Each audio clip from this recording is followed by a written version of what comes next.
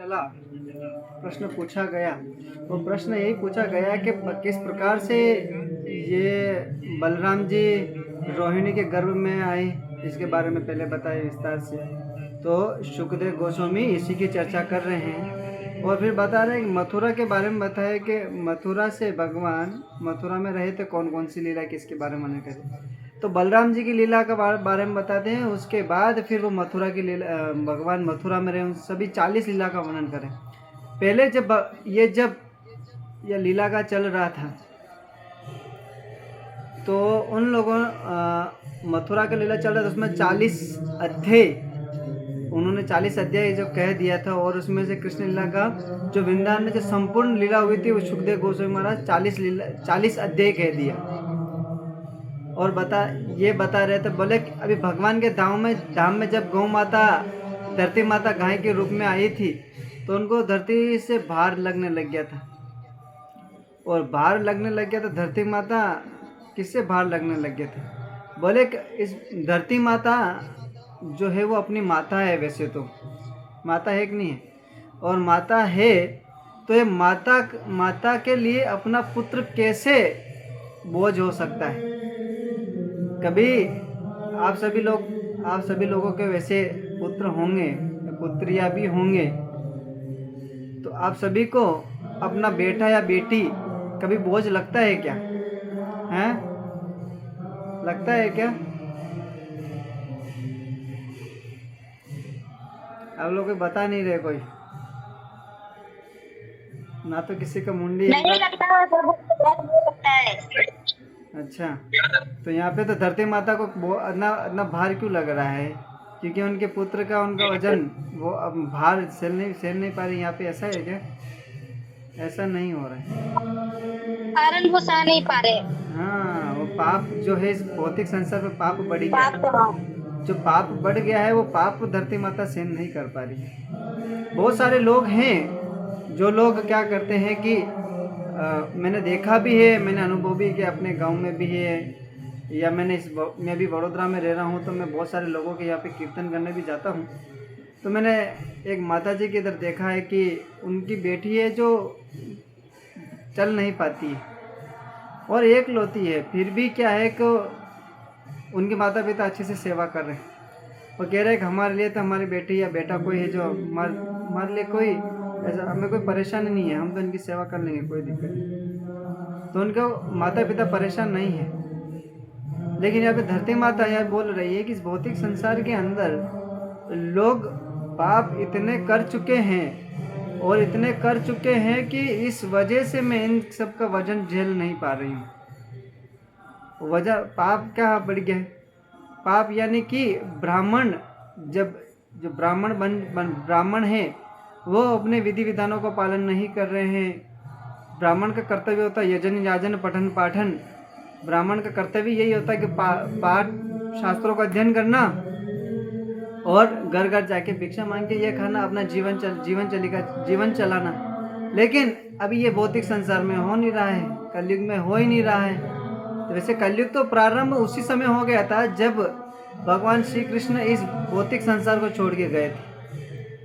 तो सुखदेव, ये कथा तब चालू हो रही है जब भगवान चले गए थे। सुखदेव गोस्वामी परीक्षित महाराज को ये कथा सुना रहे थे। कथा तो कलयुग तो वहीं से चालू हो गया था जब भगवान छोड़ के गए थे इस धरातल को। तो देख रहे हैं कि जो ब्राह्मण जो है वो अपना जो कार्य होता है वो उसका पालन नहीं कर रहा है, जिस पे उन पर आश्रित रहना है वो नहीं कर पा रहा। आज के ज़माने में भी देखा जाए तो भी जो ब्राह्मण है, चाहे वो वैष्णव है, वो व्यक्ति भी अपना कार्य नहीं कर रहे हैं। क्या कार्य कर रहे हैं? ब्राह्मण का करता तो यजन याजन पठन पाठन ये तो है ही है, लेकिन आगे बताया जा रहा है कि जो ब्राह्मण हैं वो क्या कार्य करने में लग गए हैं? बोले दुष्कृत्य कार्य में लगे हैं। दुष्कृत्य कार्य कौन कौन से?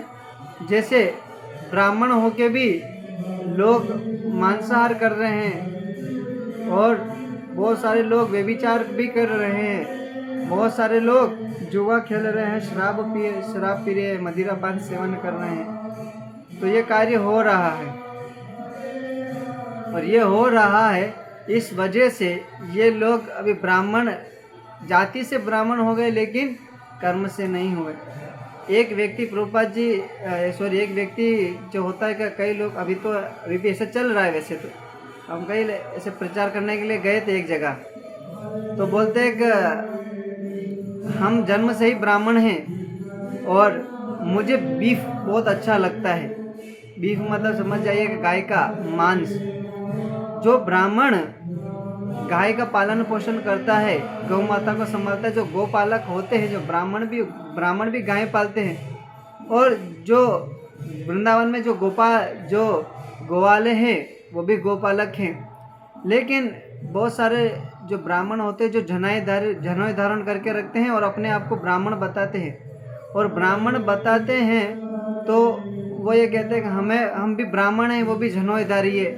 कोई त्रिवेदी है, कोई चतुर्वेदी है, कोई यादव है, कोई अपने आप को कुछ वेश अलग अलग बताते रहते हैं। तो ये ब्राह्मण हो गए हैं और बोलते हैं हम सब ब्राह्मण हैं, लेकिन हमें मांस खाना अच्छा लगता है। बहुत सारे, मैं सभी की बात नहीं कर रहा हूँ, इसमें बहुत सारे लोग हैं जो अभी भी अपने धर्म का पालन करते हैं, अपने ब्राह्मण का जो कर्तव्य है वो पूरा करते हैं, लेकिन अपने ब्राह्मण के कर्तव्य को बहुत सारे लोग भूल चुके हैं। मुझे जहाँ तक अभी तक भरोसा क्या, जहाँ तक मैंने देखा है तभी कह रहा, मेरा पर्सनल अनुभव बता रहा हूँ इसमें, कि बहुत सारे लोग हैं जो जाति से वैष्णव हैं, जो जाति से ब्राह्मण हैं, लेकिन उनके कार्य ब्राह्मण जैसे नहीं रहे भी। क्योंकि शास्त्रों में ब्राह्मण को इस गर्दन को माना जाता है, व्यक्ति के गर्दन के जैसे समान माना जाता है, और जो गर्दन को मुखमंडल को ब्राह्मण को अपने गर्दन के समान, मुंडी के समान माना जाता है, और जो छाती जो हाथ होता है वो क्षत्रिय होता है। ये जो हाथ देख रहे हैं, हाथ के अंदर बहुत शक्ति होती है, इसे क्षत्रिय माना जाता है।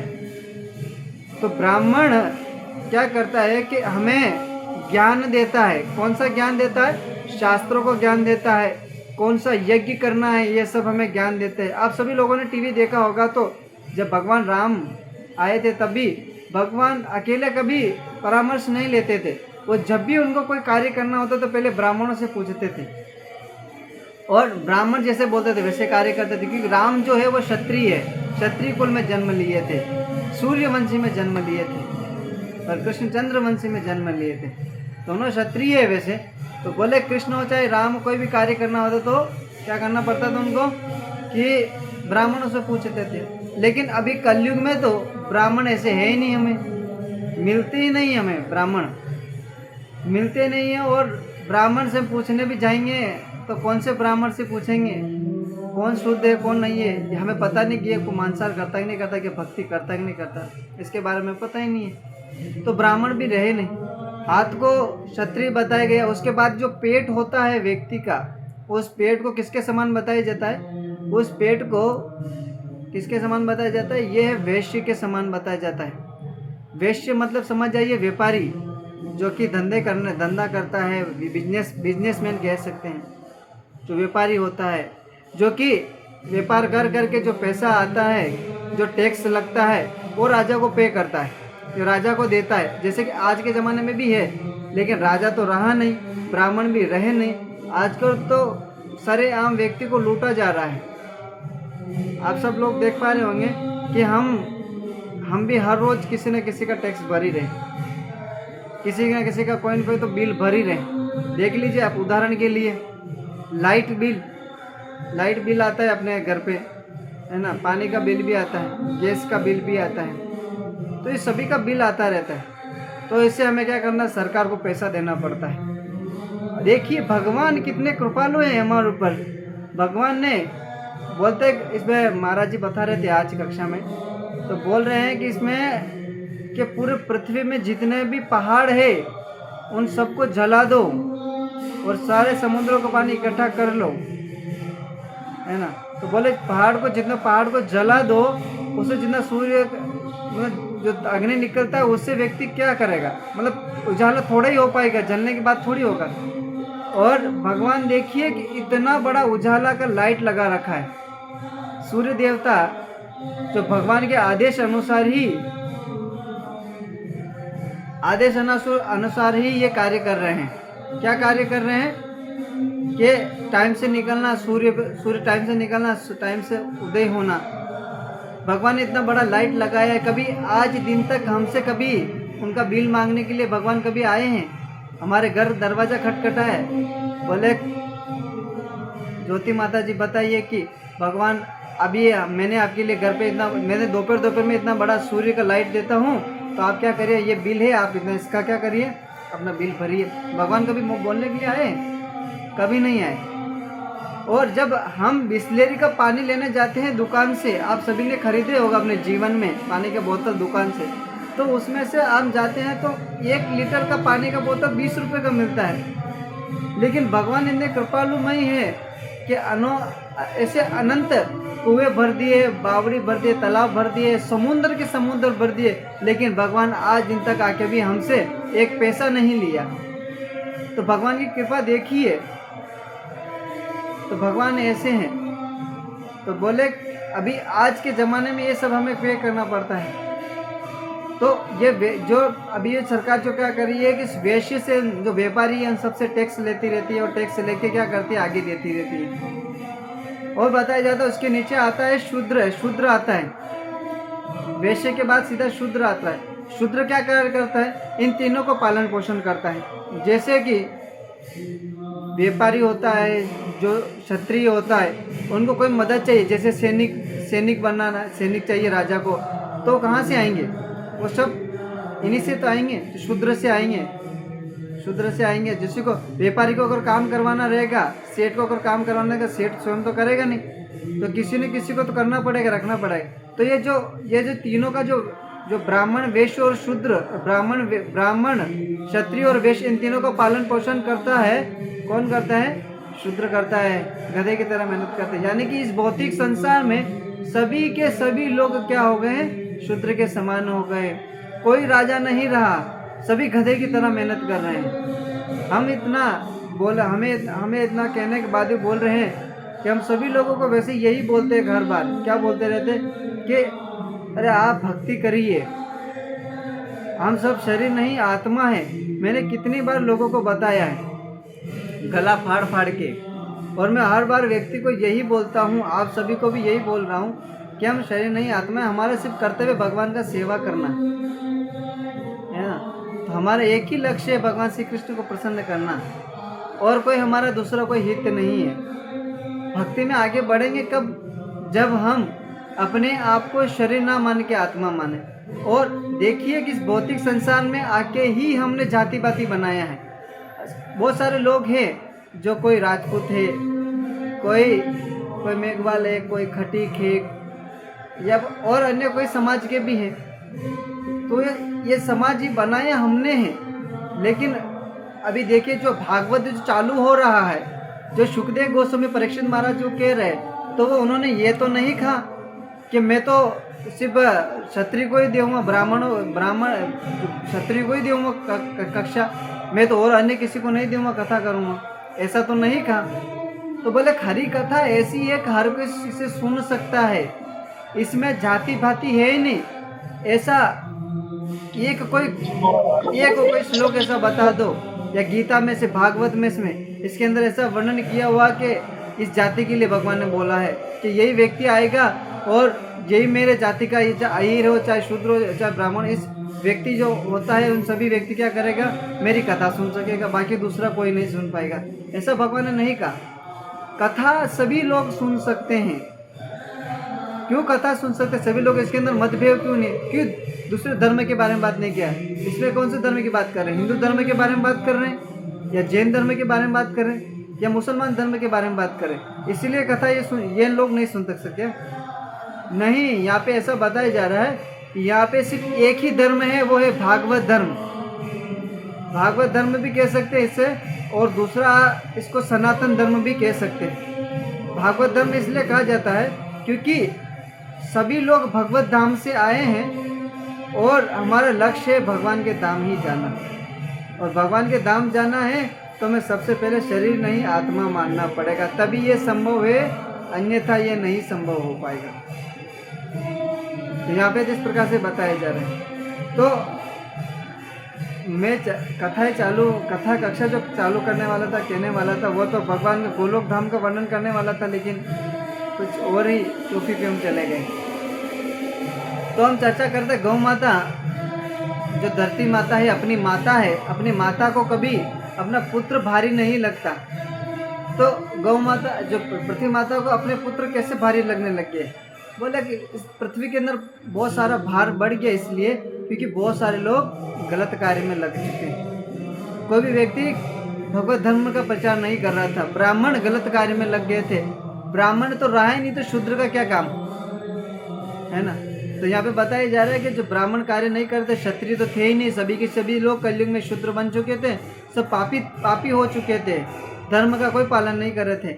और जो लोग धर्म के लिए प्रचार करते थे, जो भगवान नाम का प्रचार करते थे, आप सभी लोग देखिए कि जब हम भक्ति करते हैं तो हमारे घर वाले हो, चाहे पड़ोसी हो, चाहे मित्रगण हो, सभी हमें लोग यही बोलते कि अरे यार भक्ति करने की क्या ज़रूरत है, भक्ति करोगे तो खाने को दे देंगे क्या मिलेगा तुम्हें भक्ति कर, घर बैठे बैठे भगवान तुम्हें खिला देंगे क्या? अरे वैसे भगवान ही कर रहे हो, सब कुछ भगवान ही कर रहे हैं। जब आप सोते हो तो आपकी आंख खोलते हैं, आपको जो बुद्धि देते हैं, कल का आपने क्या किया वो आपको याद नहीं रहता, तो बुद्धि भगवान देते हैं। धरती के अंदर से अन्न निकाल कर आप घर के अंदर स्टोर करके रख के उससे आटे पिसा के खाते हैं, अच्छा खाते हो आप, नीचे मल बन के निकल जाता है। तो ये भगवान की कृपा ही है ना, ये भगवान नहीं करे तो हमारे लिए कौन कर रहे हैं? तो भगवान खाने के लिए सब कुछ भगवान ही दे रहे। धरती के अंदर कोई अन्न डालते हैं तो कैसे उग जाता है? वो कौन कर रहा है? वो प्रभु ही कर रहे हैं और दूसरे कोई नहीं करे।